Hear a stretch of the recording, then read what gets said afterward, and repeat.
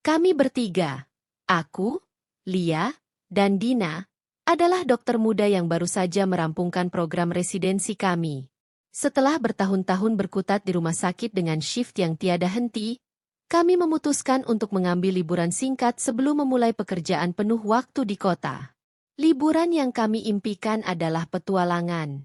Setelah berbincang panjang, kami sepakat untuk mendaki dan menjelajahi sebuah hutan yang terkenal dengan keindahan alamnya, namun juga terpencil. Aku, Clara, selalu menjadi yang paling bersemangat di antara kami bertiga. Petualangan adalah hal yang selalu kucari, dan mendaki melalui hutan yang belum banyak terjamah oleh manusia adalah impian sejak lama. Lia, yang lebih pendiam, menyetujui rencana ini dengan sedikit skeptis. Namun akhirnya tertarik oleh ide kami untuk menghabiskan waktu bersama di alam liar. Sementara itu, Dina, si periang yang tidak pernah takut tantangan, sudah membayangkan betapa indahnya air terjun yang akan kami temukan di dalam hutan. Hari itu, kami berangkat dari kota dengan peralatan lengkap, kompas, peta, tenda, serta perlengkapan medis yang kami bawa sebagai bentuk antisipasi. Semuanya berjalan baik pada awalnya. Udara di hutan terasa segar, suara dedaunan dan burung-burung mengiringi langkah kami. Tapi seiring berjalannya waktu, kami mulai menyadari bahwa jalur yang kami tempuh semakin sulit untuk dikenali. Apa kita sudah melewati jalur yang benar? Tanya Lia dengan nada khawatir, menatap peta yang dipegangnya. Dina, yang biasanya optimis, mulai terlihat ragu. Seharusnya kita sudah sampai di sungai kecil sebelum sore. Aku memeriksa kompas dan peta kami lagi, tapi sepertinya semuanya tidak cocok dengan rencana semula. Semakin kami melangkah, semakin asing hutan ini. Pepohonan semakin lebat, dan bayangan sore mulai merayap lebih cepat dari yang kami duga. Ketakutan mulai merayap ke dalam pikiran kami, namun aku mencoba untuk tetap tenang. Kita hanya sedikit tersesat. Mungkin jalur ini akan mengarah ke tempat yang benar, kataku, meski diriku sendiri mulai meragukan hal itu. Namun, hari itu berubah menjadi malam tanpa adanya tanda-tanda kami mendekati tujuan. Hutan semakin sunyi, hanya suara serangga malam yang terdengar. Kami akhirnya memutuskan untuk berkemah di tempat yang aman sementara menunggu pagi tiba. Tapi malam itu, sesuatu yang tak terduga terjadi. Saat kami tidur di dalam tenda yang kecil dan pengap, aku terbangun karena mendengar suara aneh di luar. Awalnya aku mengira itu hanya hewan liar, tetapi suara itu semakin mendekat dan semakin jelas, seperti suara ranting patah dan dedaunan yang diinjak. Dengan hati-hati, aku membangunkan Lia dan Dina. Ada sesuatu di luar, bisikku, mencoba tidak membuat panik. Lia duduk tegak dengan mata terbelalak, sementara Dina mengeluarkan senter. Cahaya senter menyorot ke arah pintu tenda, dan kami bertiga mendengarkan suara yang semakin dekat. Kami tidak tahu apa yang menunggu kami di luar tenda, tetapi sesuatu terasa salah. Tanpa peringatan, sesuatu atau seseorang menarik pintu tenda kami dengan kasar. Dina menjerit kaget, sementara aku dan Lia mundur, ketakutan menyelimuti kami. Di depan kami, berdiri sosok besar dan berotot, pria yang tampaknya lebih mirip binatang daripada manusia. Rambut panjangnya kusut dan tak terawat. Tubuhnya hanya dilapisi oleh kulit binatang. Matanya liar, penuh dengan rasa penasaran dan kegelisahan. Kami bertiga terpaku, tidak tahu harus berbuat apa. Dia bukan seperti orang biasa. Sosok itu seperti Tarzan yang muncul dari dalam cerita. Pria yang tumbuh di hutan dan hidup dengan caranya sendiri, terpisah dari peradaban. Pria itu mendekat dengan gerakan cepat dan kuat, seperti hewan buas yang mengamati mangsanya. Wajahnya tak pernah lepas dari ekspresi penasaran yang intens, seolah-olah dia sedang melihat sesuatu yang baru dan tak pernah ia temui sebelumnya. Kami, wanita. Aku merasakan ketakutan merayap di seluruh tubuhku. Pria ini berbeda. Dia tidak tahu tentang batasan, tidak tahu tentang moralitas manusia. Semua yang ada pada dirinya didorong oleh naluri liar yang sangat kuat. Kami mencoba berkomunikasi dengannya, tetapi dia tidak menjawab. Alih-alih, dia mengamati kami dengan cara yang menakutkan, Matanya berkedip-kedip dengan rasa penasaran yang semakin dalam.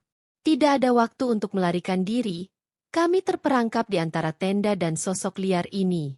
Dan kemudian, dalam hitungan detik, semuanya berubah. Naluri liarnya mengambil alih. Dengan kekuatan yang tak bisa kami lawan, pria itu menerkam. Instingnya sebagai makhluk yang tak pernah mengenal wanita tampaknya tak terkendali. Kami mencoba melawan, tapi kekuatannya terlalu besar. Ketakutan yang meluap membuat tubuhku gemetar hebat. Dina berteriak, Lia mencoba meronta. Namun semua perlawanan kami sia-sia. Pria itu kuat, cepat, dan tidak terpengaruh oleh jeritan kami. Malam itu menjadi mimpi buruk yang tak pernah kami bayangkan. Setiap detik terasa seperti neraka. Kami, 3 dokter yang terlatih, kini hanya menjadi korban dari naluri primitif seorang pria yang tidak pernah mengenal peradaban. Saat akhirnya semuanya selesai, tubuhku terasa lelah dan tak berdaya.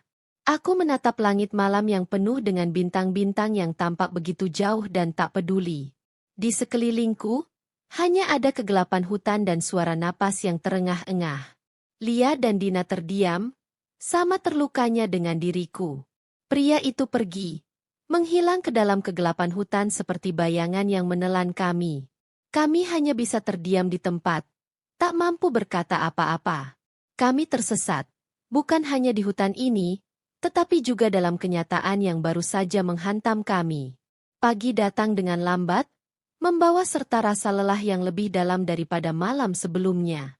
Kami bertiga, aku, Lia, dan Dina, masih terdiam di tempat kami semalam, seolah tak mampu bergerak. Matahari mulai muncul di atas pepohonan, memberikan sedikit kehangatan di tengah dinginnya udara pagi. Tetapi di dalam hati, aku hanya merasakan kekosongan dan kegelapan. Semua yang terjadi semalam masih tergambar jelas di benakku, seperti luka yang tak bisa sembuh. Aku menoleh pelan ke arah Dina, yang sedang duduk dengan pandangan kosong, memeluk lututnya erat-erat. Matanya merah karena tangisan yang tak terhitung jumlahnya. Wajahnya pucat. Lia, di sampingnya, hanya terdiam, tak mengucapkan sepatah kata pun sejak matahari mulai terbit. Wajahnya tampak keras, tapi aku bisa melihat trauma yang dalam di balik tatapannya. Tidak ada dari kami yang tahu harus berkata apa. Kata-kata terasa terlalu kecil untuk menggambarkan perasaan yang menghantui kami. Rasa takut, malu, dan kebingungan berputar-putar dalam pikiranku. Aku ingin menangis lagi, tapi air mata seakan sudah habis. Tubuhku terasa kosong. Tak ada tenaga yang tersisa untuk melawan perasaan-perasaan itu. Apa yang kita lakukan sekarang? Dina akhirnya memecah keheningan. Suaranya terdengar serak. Dia menatapku dan Lia dengan mata yang dipenuhi keputusasaan. Aku mencoba berpikir jernih, tapi pikiranku masih kabur. Kami tersesat di hutan yang tidak kami kenal, jauh dari peradaban. Ponsel kami tidak ada sinyal. Kami tidak punya petunjuk tentang kemana harus pergi atau bagaimana cara keluar dari tempat ini. Dan di luar semua itu, ada ancaman yang jauh lebih besar yang membayangi kami, pria liar itu. Tarzan, begitu kami mulai menyebutnya dalam hati, mungkin masih ada di sekitar sini, mengawasi kami dari balik pepohonan. Hanya memikirkan itu saja membuatku merinding. Kita harus keluar dari sini, jawab Lia, suaranya terdengar dingin dan tegas. Kita tidak bisa tinggal di tempat ini lebih lama lagi. Kita harus cari jalan keluar sebelum dia kembali. Aku mengangguk setuju. Meskipun tubuhku lelah dan pikiranku masih kacau, satu hal yang jelas, kami harus keluar dari hutan ini. Namun, bagaimana caranya? Kami sudah tersesat sejak kemarin, dan tanpa peta atau kompas, sepertinya mustahil menemukan jalan keluar. Tapi kami tidak punya pilihan lain. Dengan tenaga yang tersisa, kami mulai membereskan peralatan kami. Semua terasa otomatis, tanpa emosi. Gerakan-gerakan kami seperti robot yang bekerja berdasarkan perintah, bukan kehendak. Tenda kami yang robek, peralatan yang berserakan, semuanya dikemas dalam keheningan yang tegang. Setiap kali salah satu dari kami bergerak sedikit terlalu cepat, Kami melirik ke arah hutan, takut kalau Tarzan akan muncul lagi. Saat kami mulai berjalan, langkah kami terasa berat. Pepohonan tinggi di sekeliling kami seperti tembok yang menjulang, membuat kami semakin merasa terkurung. Setiap bayangan atau suara di sekitar kami membuat tubuhku kaku. Aku merasa dia ada di mana-mana, mengintai, menunggu momen untuk menyerang lagi. Kegelisahan merayap di bawah kulitku, dan aku bisa melihat Lia dan Dina merasakan hal yang sama. Kami berjalan tanpa tujuan pasti, hanya mengikuti naluri yang lemah, berharap bisa menemukan jalan keluar. Matahari semakin tinggi di atas kepala, tapi kami tak peduli. Kami terus berjalan, meskipun tubuh kami sudah mulai lelah. Pikiran tentang Tarzan yang mungkin masih mengintai tak pernah lepas dari benak kami. Namun, tak lama setelah berjalan, Dina berhenti tiba-tiba. Napasnya mulai tersengal-sengal. Wajahnya semakin pucat, dan aku tahu dia tidak baik-baik saja. Kita harus istirahat, kataku, mencoba menenangkan diri meski aku sendiri panik. Dina, kamu tidak bisa terus seperti ini. Dina hanya menggeleng, air mata mulai membasahi pipinya lagi. Aku takut. Clara, bagaimana kalau dia kembali? Aku tidak bisa. Aku tidak mau. Aku memeluk Dina, mencoba menenangkannya, meskipun aku sendiri merasa ketakutan yang sama. Kita akan keluar dari sini. Kita harus bertahan. Tapi kita juga harus kuat. Lia, yang sejak tadi diam, menatap kami dengan wajah serius. Clara benar. Kita harus bertahan. Tarzan mungkin masih di sekitar sini, tapi kita tidak bisa lemah sekarang.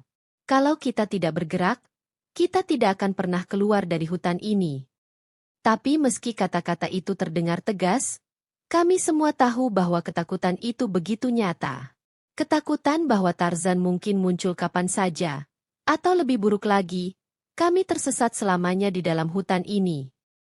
Sore hari, setelah berjam-jam berjalan tanpa hasil, kami memutuskan untuk berhenti sejenak di dekat sebuah sungai kecil. Tubuh kami benar-benar kelelahan, dan kami butuh minum. Kami berjongkok di tepi sungai, mencuci muka dan meneguk air dingin yang segar. Setidaknya untuk beberapa saat, air sungai itu memberikan sedikit kelegaan di tengah ketegangan yang kami rasakan. Namun, tiba-tiba, suara ranting yang patah terdengar dari seberang sungai. Kami semua menoleh dengan cepat, tubuh kami menegang.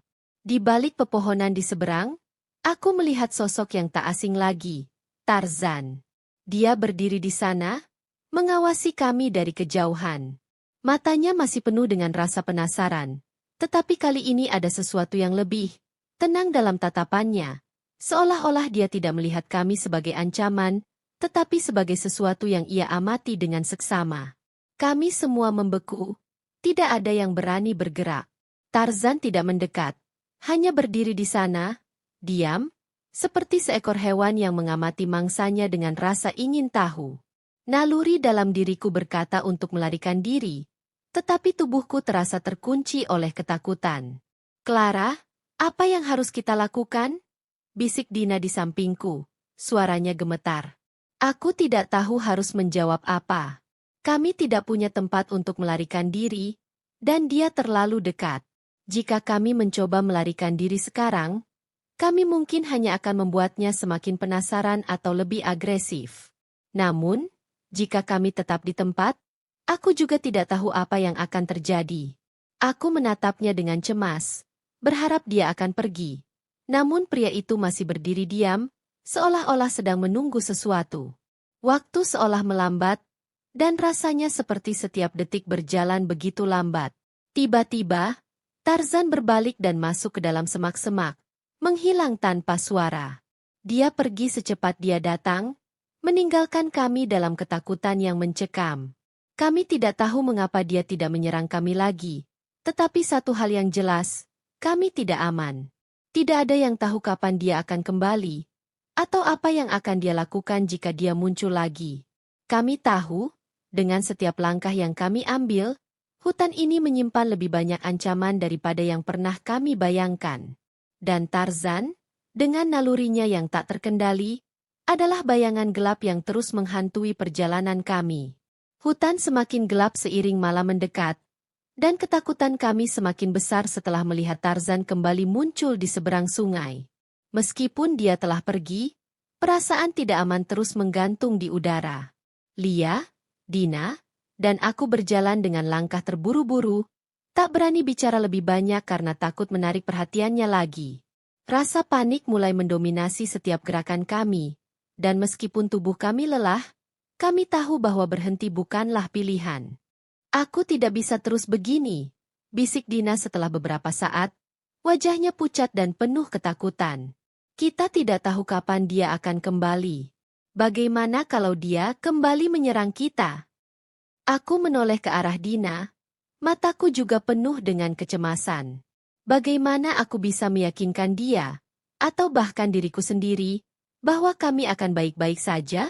Kami tak tahu apa yang diinginkan Tarzan. Instingnya sudah menguasai dia sekali, dan itu hampir menghancurkan kami. Bagaimana jika dia kembali dengan naluri yang sama? Kita harus terus bergerak, Dina. Jawabku, mencoba terdengar lebih tegas dari perasaanku yang sebenarnya. Kalau kita tetap di sini, kita dalam bahaya. Mungkin dia hanya penasaran. Kita tidak bisa mengambil risiko. Lia, yang biasanya penuh keberanian, hanya terdiam. Tatapannya terpaku ke depan, menolak berbicara, tapi aku tahu dia memikirkan hal yang sama. Kami tidak bisa berhenti. Kami harus menemukan jalan keluar dari hutan ini, sebelum semuanya bertambah buruk. Kami terus melangkah dalam diam. Setiap derak ranting atau suara dari dalam hutan membuat kami semakin waspada. Aku tidak tahu apa yang lebih menakutkan. Rasa takut bahwa Tarzan bisa muncul kapan saja, atau ketidakpastian tentang apakah kami benar-benar bisa keluar dari sini. Rasa putus asa mulai menggerogoti pikiranku, tapi aku tahu kami tidak bisa menyerah. Namun, setelah berjam-jam berjalan tanpa hasil, harapan kami semakin memudar. Malam mulai merayap, dan bayangan gelap dari pepohonan tinggi semakin menekan kami. Kami mulai berpikir bahwa mungkin kami tidak akan pernah keluar dari hutan ini. Dan lebih buruknya, mungkin Tarzan akan menemukan kami lagi sebelum kami sempat melarikan diri. Kita harus mencari tempat aman untuk bermalam, kata Lia dengan suara yang datar. Mungkin di sini aman untuk sementara. Kita tidak bisa terus berjalan dalam kegelapan.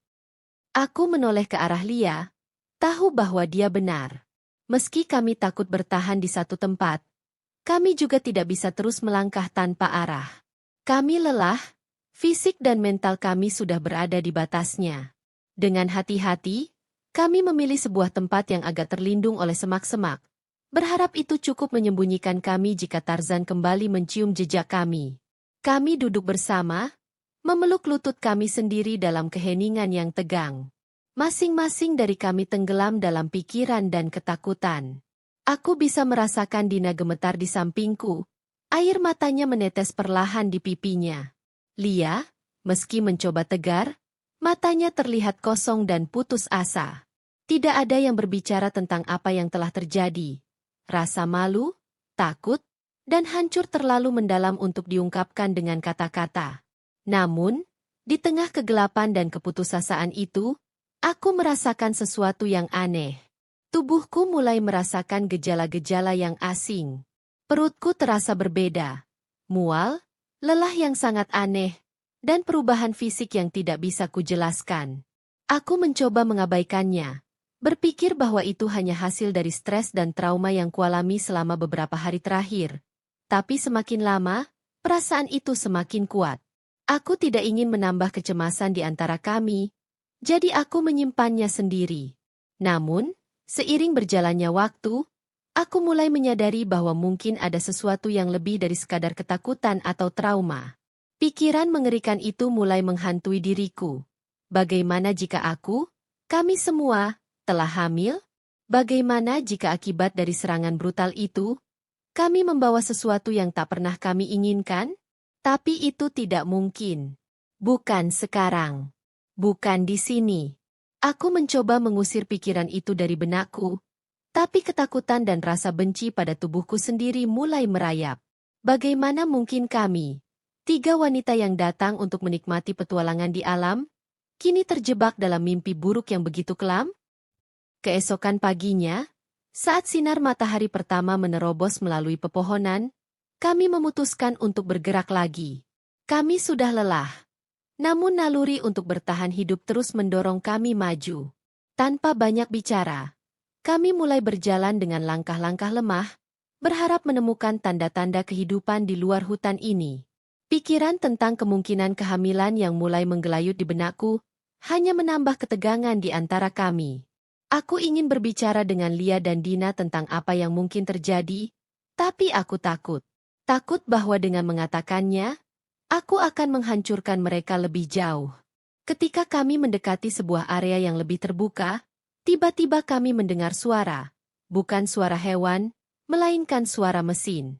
Kami saling berpandangan dengan penuh harap. Suara itu datang dari kejauhan, mungkin dari jalan atau desa yang berada di luar hutan ini. Dengan sisa tenaga yang kami punya, kami berlari ke arah suara itu, meskipun tubuh kami sudah hampir menyerah. Dan di sana, di ujung hutan, kami melihatnya. Sebuah jalan setapak yang membawa kami ke dunia luar. Kami berlari keluar dengan air mata di mata kami. Akhirnya bebas dari hutan yang selama ini menelan kami hidup-hidup. Beberapa minggu setelah kejadian itu, hidup kami berubah selamanya. Kami kembali ke peradaban. Namun hutan dan semua yang terjadi di sana masih menghantui setiap langkah kami. Rasa aman yang pernah kami rasakan sebagai wanita, sebagai dokter, sebagai individu yang kuat, telah hilang. Dan ketakutan terbesarku akhirnya terwujud. Setelah mengunjungi dokter dan melakukan pemeriksaan, aku mendapatkan kabar yang kutakutkan. Aku hamil. Lia dan Dina juga mendapat kabar yang sama. Mimpi buruk itu belum berakhir. Dan sekarang kami harus menghadapi kenyataan yang lebih berat dari yang pernah kami bayangkan. Kehamilan ini bukan hasil cinta, bukan hasil dari hubungan yang kami inginkan. Ini adalah akibat dari kebrutalan, dari serangan naluri primitif seorang pria yang tidak pernah mengenal dunia kami. Tapi kami harus membuat pilihan. Apakah kami akan membiarkan hal ini menghancurkan hidup kami sepenuhnya, atau kami akan berjuang untuk bangkit dari keterpurukan ini? Dengan hati yang berat, kami bertiga memutuskan untuk melanjutkan hidup. Meskipun masa depan kami tidak lagi sama. Kami kembali ke dunia dengan luka yang tak terlihat. Tetapi kami bertekad untuk tidak membiarkan kegelapan itu sepenuhnya menguasai kami. Tarzan telah mengubah hidup kami selamanya. Tapi kami bertiga berjanji, dalam hati kami masing-masing, bahwa kami tidak akan membiarkan diri kami hancur. Kami akan bangkit, dengan atau tanpa trauma ini, dan kami akan menemukan cara untuk hidup lagi. Dalam dunia yang mungkin tidak pernah sepenuhnya kami mengerti lagi.